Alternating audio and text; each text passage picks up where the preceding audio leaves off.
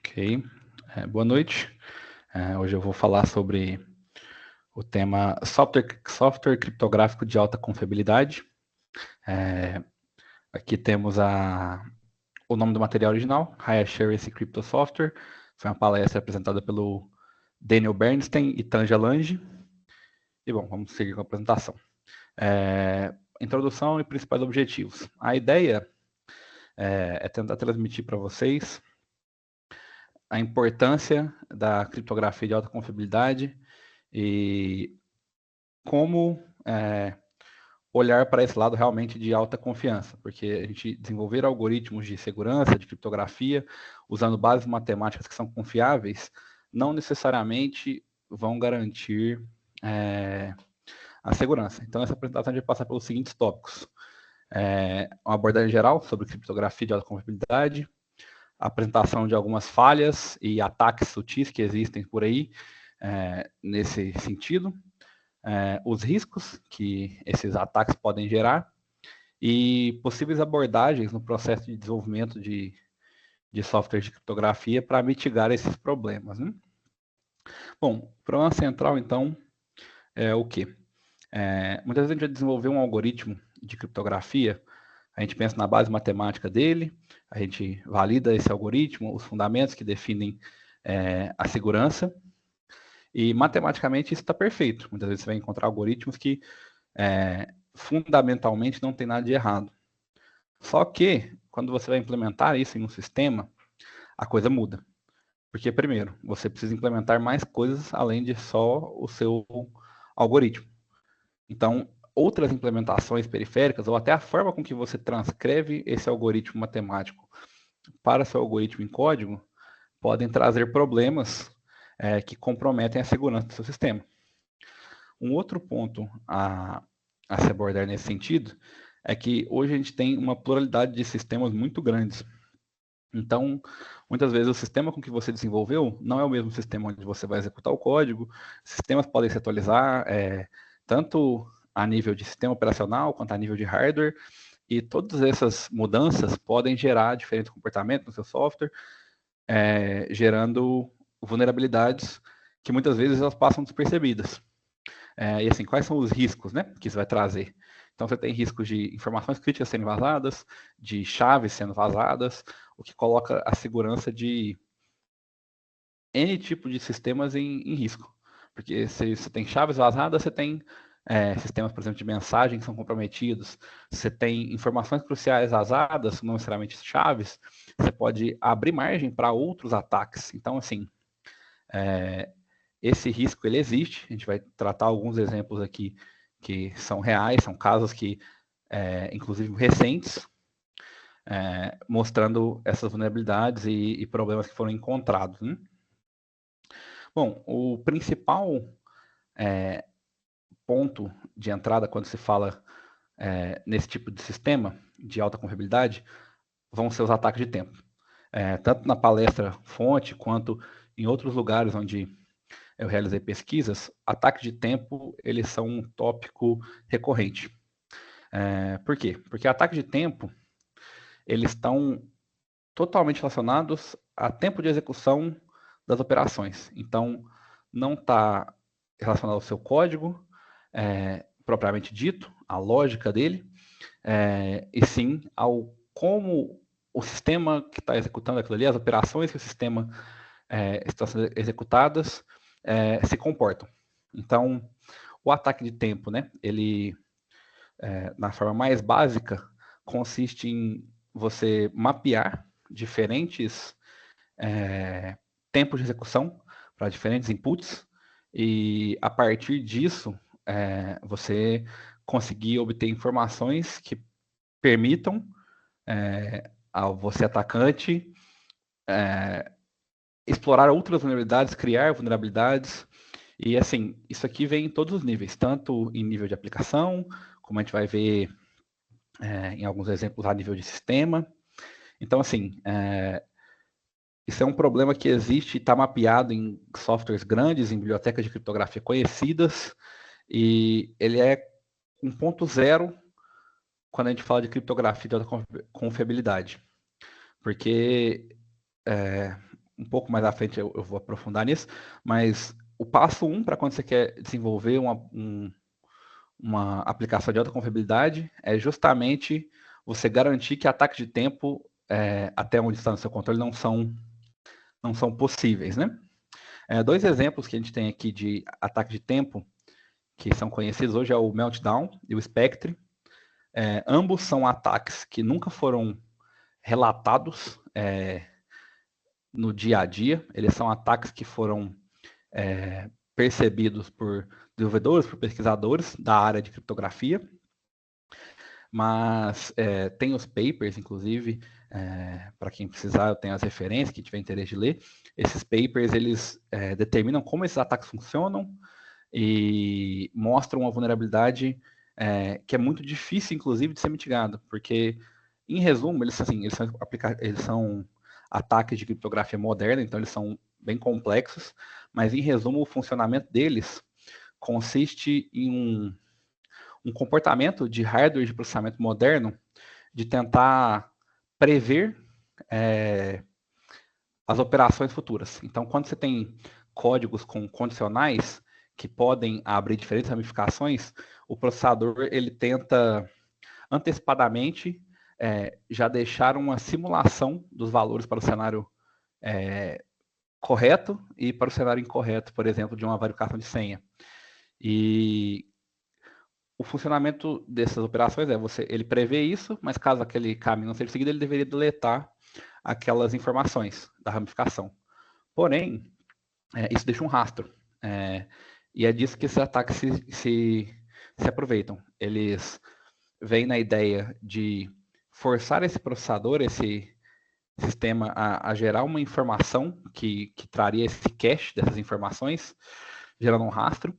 E ao mesmo tempo que isso acontecesse, ele dispararia um ataque que vai ler várias posições de memória do seu computador. E aí, baseado no tempo de resposta dessas leituras de memória, ele consegue dizer se aquilo era um valor cache ou não, pelo tempo de resposta. Então, eles conseguem analisar justamente com esse tempo de resposta da leitura de memória, e com isso, vazar informações importantes.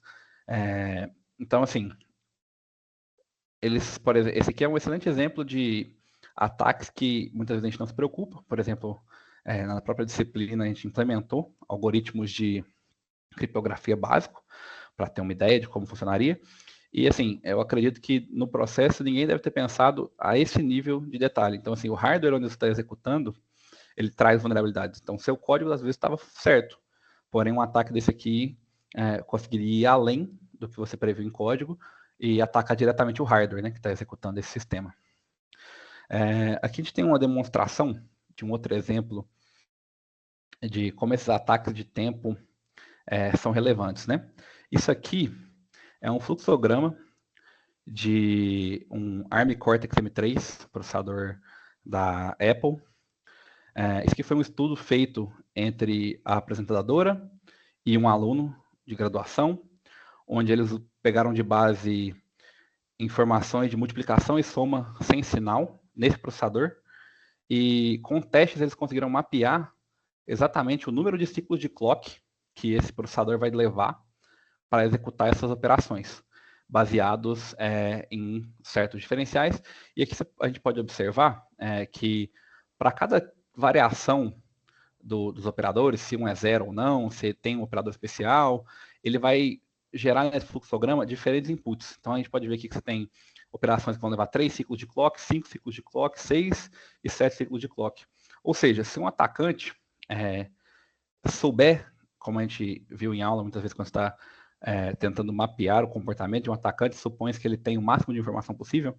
Então, se um atacante, por exemplo, sabe que essa aplicação criptográfica vai rodar em um processador deste modelo, ele já tem uma informação aqui que para ele é extremamente relevante, que poderia ajudar ele a mapear parâmetros do seu sistema no momento que estariam realizando essa operação. Porque a gente está vendo aqui que tem operações com, tipo, a mesma operação e parâmetros diferentes vão gerar ciclos de clock diferentes. Então, isso começa a dar pistas para esses atacantes de como ele pode começar a atacar esse sistema ou explorar mais vulnerabilidades desse sistema. Bom, alguns outros problemas que eu achei interessante trazer aqui referente a esse tópico para exemplificar agora exemplos da vida real, né? Onde isso aconteceu. Então, a gente tem aqui primeiro o caso do OpenSSL, com uma função específica, que é a CryptoMainComp, que é uma função na biblioteca do OpenSSL para comparação de dois endereços de memória. Esse bug ele aconteceu especificamente em processador de arquitetura PA-RISC, que assim, são processadores de arquitetura que não são muito conhecidos, mas o ponto aqui é o seguinte, o software em si não tem um erro, a implementação não tem um erro. Porém, na hora que essa informação de código ela é traduzida para o processador executar, os processadores do tipo PA-RISC, eles tinham um problema que, em vez de comparar todos os bytes dos endereços de memória, ele comparava apenas o bit menos significativo. Então, isso tornava sistemas que estivessem utilizando essa função especificamente da OpenSSL muito mais suscetíveis à força bruta. O exemplo específico que foi citado aqui na apresentação foi um exemplo para um sistema que o objetivo era ter um espaço de chave de 2 elevado a 128, e por conta dessa vulnerabilidade, esse espaço caía para 2 elevado a 16. Então, assim, caiu bastante a segurança do sistema. Ele ficou muito mais suscetível a ataques de força bruta. E ainda dentro da OpenSSL, a gente tem o caso, agora falando de uma empresa grande de processadores, arquitetura de processadores muito relevante, que é a arquitetura Intel. Quando a Intel lançou o conjunto de instruções AVX2, o pessoal encontrou na implementação do OpenSSL um bug específico de overflow que permitia vazamento de dados. Então, o usuário ele conseguia, para algumas operações, encontrar vulnerabilidades para esse tipo específico de processador. E aqui eu trouxe outros dois exemplos que já são de criptografia pós-quântica. O Falcon System, que é uma empresa focada em criptografia, eles participaram da competição de criptografia pós-quântica do NIST, e isso aqui foi um bug encontrado na segunda etapa, em fevereiro de 2019, que percebeu que o sistema funcionava corretamente, ele gerava assinaturas, especificamente um sistema de assinatura, ele gerava assinaturas de forma correta, assinaturas válidas, só que a forma com que estava sendo implementado permitia o usuário que fizesse uma análise mais detalhosa a pegar informações que estavam sendo vazadas pela implementação. Eu procurei, eu não achei exatamente aonde a implementação isso acontecia, o porquê, mas esse bug foi relatado, a gente consegue achar os e-mails do pessoal da competição, tem e-mails, inclusive, registro da própria Google falando sobre. E o último exemplo que eu vou trazer aqui é o Kyber Slash, que são uma biblioteca específica para chaves do tipo Crystal Kyber, que foi implementado, e esse aqui é bem recente, ele é de dezembro de 2024. Esse aqui foi uma vulnerabilidade que foi encontrada especificamente para ataque de timing nessa biblioteca, e assim, era uma coisa bem simples, a implementação que falha é a mesma que eu vou demonstrar agora à frente, então eu já volto especificamente nesse exemplo. Bom, antes de ir para esse exemplo, quais são as soluções para isso?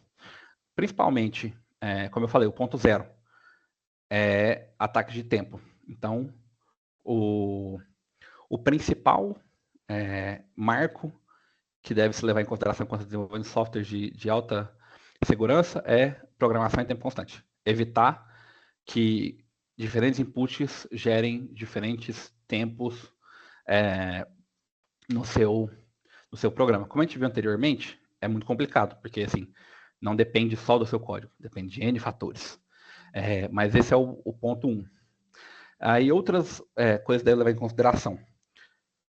Evitar desvios condicionais baseados em segredo. Isso é o quê? Da mesma forma que você não quer que inputs alterem o seu tempo de execução, você também não quer que condições específicas sejam ativadas baseadas nesses inputs.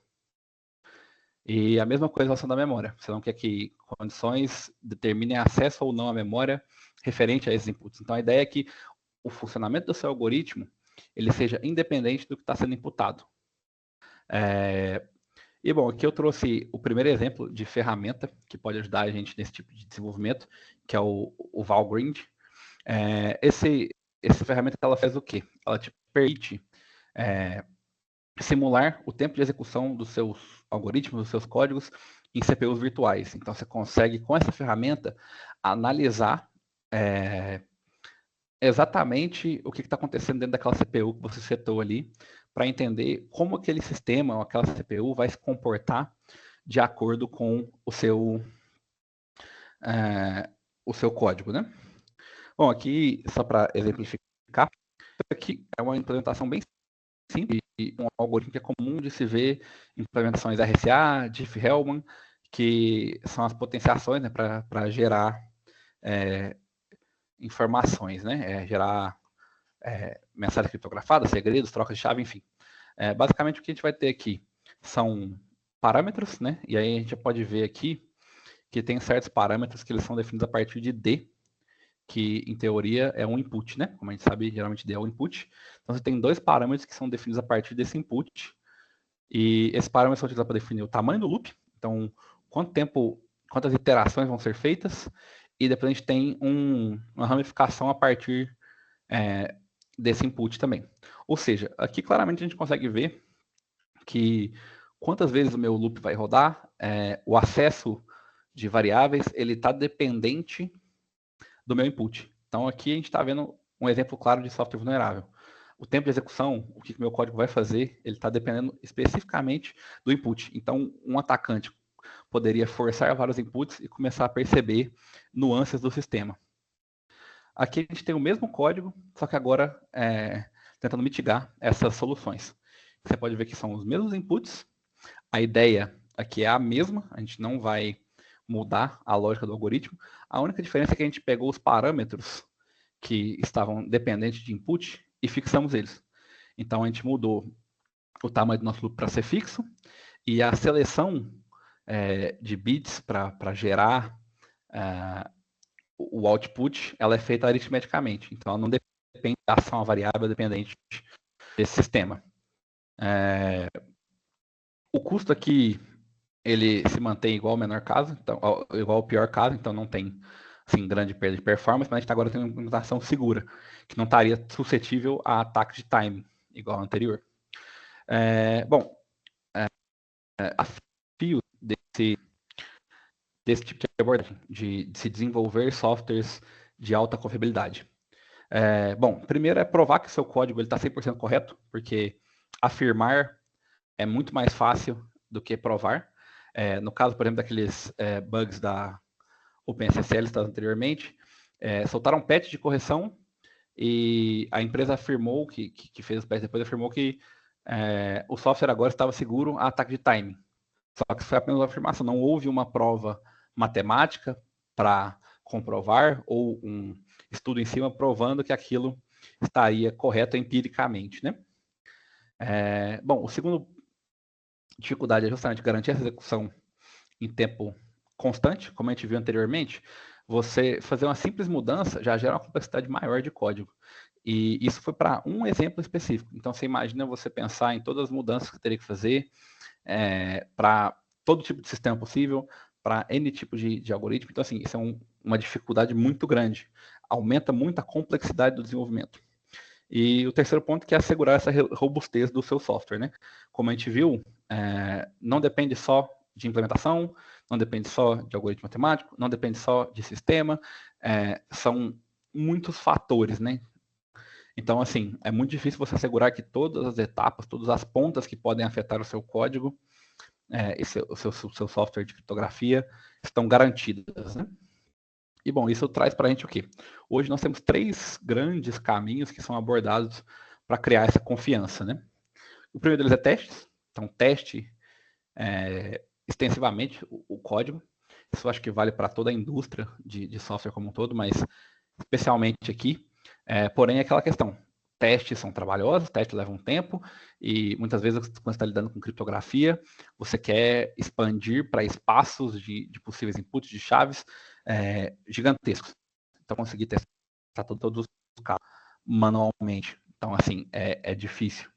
O segunda etapa, que seria uma verificação formal, como a gente já viu aí também ao longo da matéria, você tem formas de matematicamente formalizar o que você está fazendo, as suas implementações, seus algoritmos, e você consegue fazer isso para softwares também. Só que aqui, apesar de garantir o máximo de confiança possível, o custo para fazer isso é muito alto. Você tem ferramentas para ajudar nisso, mas ainda assim, com ferramentas exige muito trabalho. Esse aqui é um ramo, inclusive, que ele é correlato à matemática, essas verificações formais de algoritmo e tal, mas mesmo lá é uma área extremamente trabalhosa de se obter resultados, né? Apesar de ser incontestável.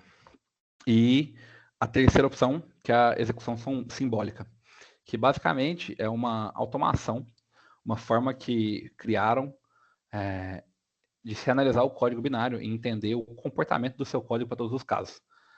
E aí tem N formas de fazer isso aqui, eu vou dar um exemplo de como isso funciona, mas basicamente a execução simbólica ela consiste em fazer o quê?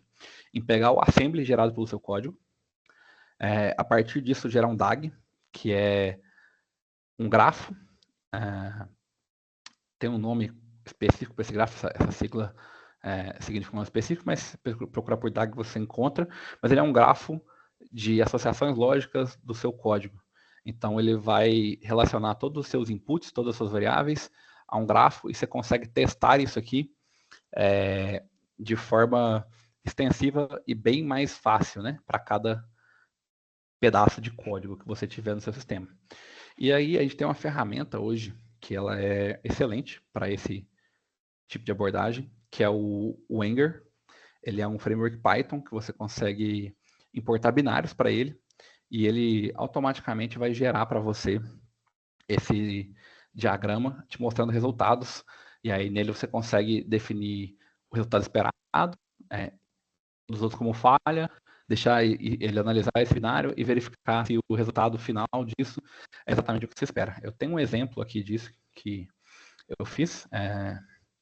Aqui a gente tem um código em C muito simples. Ele basicamente recebe um input, verifica se esse input é igual a password. Se ele for igual a password, isso dá sucesso. Se ele não for, igual a falha. Aqui a gente tem a implementação do código Python com o Wenger.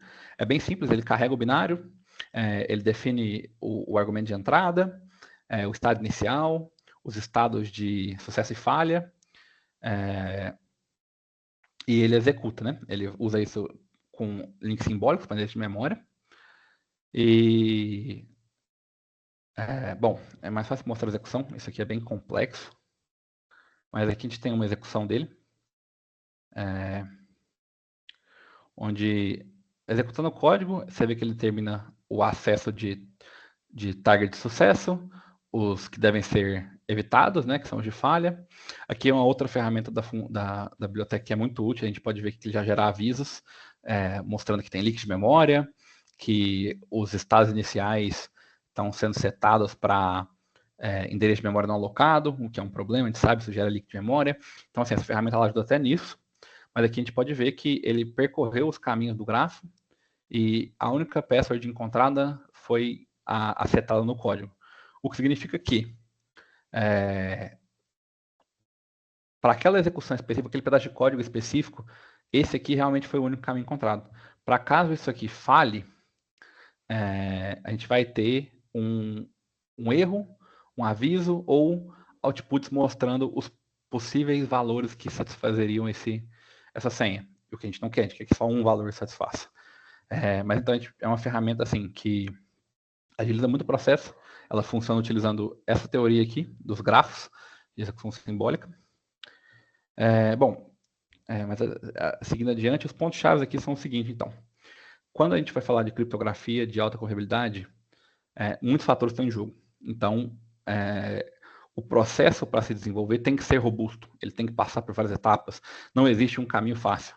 Como a gente pode ver nos exemplos anteriores, a gente tem 3 grandes caminhos, vamos falar assim, você tem outras metodologias, mas todos eles são trabalhosos, mesmo os que são considerados mais fáceis, exigem muito trabalho. Ataques, eles existem de várias formas, eles são sutis, então não necessariamente algoritmos que são matematicamente seguros são seguros na vida real. Sistemas são variáveis e podem trazer muitas mudanças, né? E, bom, a gente tem hoje já ferramentas que ajudam a gente a fazer isso, então o importante é entender quais são as ferramentas e como usar elas a seu favor. Bom, aqui no final, só mais algumas referências que eu acho interessante trazer. Low Level é um canal do YouTube focado em segurança, ele tem muitos vídeos recentes, assim, um canal em atividade ainda, que traz vulnerabilidades, ataques que estão rolando, notícias sobre grandes empresas e questões de segurança, ele é bem focado nisso, é bem interessante. E a OWASP, que é uma organização voltada para a segurança, eles têm uma plataforma também, um site, onde eles trazem artigos, notícias relacionadas à segurança de criptografia, é bem interessante. E é isso. Aqui eu finalizo a apresentação. Obrigado.